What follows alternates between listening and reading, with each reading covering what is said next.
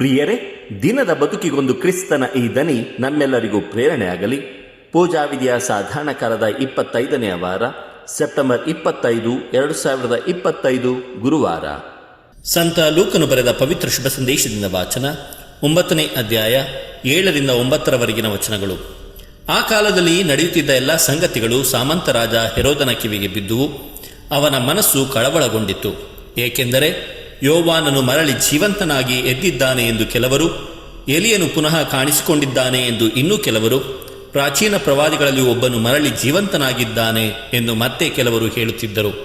ಹೆರೋದನಾದರೋ, ಯೋವಾನನೇ, ಅವನನ್ನು ನಾನೇ ಶಿರಚ್ಛೇದನ ಮಾಡಿಸಿದನಲ್ಲ, ಮತ್ತೆ ಇವನಾರು, ಇವನ ಬಗ್ಗೆ ಇಂಥ ವಿಷಯಗಳನ್ನೆಲ್ಲ ಕೇಳುತ್ತಾ ಇರುವೆನಲ್ಲ ಎಂದುಕೊಂಡು ಯೇಸುವನ್ನು ನೋಡಲು ಅವಕಾಶ ಹುಡುಕುತ್ತಿದ್ದನು.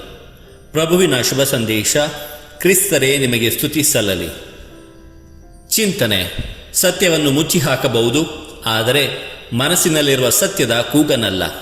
ಪ್ರಭು ಯೇಸು ಕ್ರಿಸ್ತರಲ್ಲಿ ಆತ್ಮೀಯರೇ, ಯೇಸುವಿನ ಅದ್ಭುತ ಕಾರ್ಯಗಳು, ಸೂಚಕ ಕಾರ್ಯಗಳು ಮತ್ತು ಪ್ರವಾದನ ಕಾರ್ಯಗಳನ್ನು ಕೇಳಿದ ಹೆರೋದರಸ ಕಳವಳಗೊಳ್ಳುತ್ತಾನೆ. ತನ್ನ ಸೋದರ ಫಿಲಿಪ್ಪನ ಹೆಂಡತಿಯನ್ನು ಇಟ್ಟುಕೊಂಡು ಅದನ್ನು ವಿರೋಧಿಸಿದ ಪ್ರವಾದಿ ಸ್ನಾನಿಕ ಯೋವಾನರನ್ನು ಕೊಂದು ಹಾಕಿಸಿದ ನೀಚನಿವನು.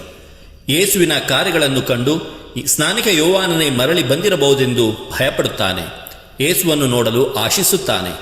ಯಾವಾಗ ಮನುಷ್ಯ ತಪ್ಪು ಮಾಡುತ್ತಾನೆ, ಆಗ ಆತನ ಮನಸ್ಸಿನಲ್ಲಿ ತಪ್ಪಿನ ಪ್ರಜ್ಞೆ ಯಾವಾಗಲೂ ಕಾಡುತ್ತಿರುತ್ತದೆ.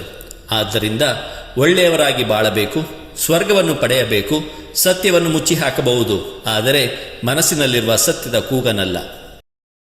ಇದು ಧ್ವನಿ ಮಾಧ್ಯಮ ಮನೆಯ ಕೊಡುಗೆ. ಧ್ವನಿ ವಂದನೆಯ ಸ್ವಾಮಿ ಶಾಂತಕುಮಾರ್ ಜೆ, ಬೆಂಗಳೂರು ಮಹಾಧರ್ಮ ಕ್ಷೇತ್ರ.